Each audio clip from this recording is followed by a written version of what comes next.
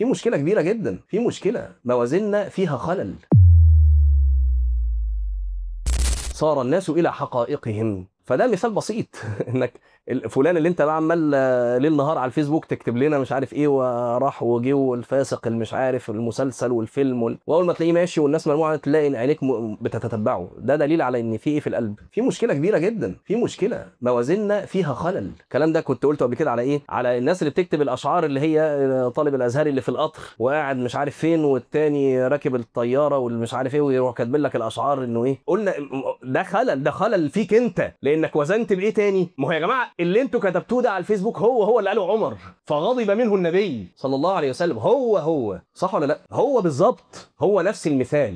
انت طالب ازهري وقاعد في القطر مش لاقي الاجره ومربع بين العربيتين ومسطح عشان مش لاقي مش عارف ايه، والتاني راكب الطياره وراكب العربيه وراكب مش عارف قاعد في الشاليه ونكتب الاشعار بقى اللي الحلوه اللي بتكتبوها دي. مشكله كبيره، ميزانك فيه خلل لانك وزنت بالدنيا برضه.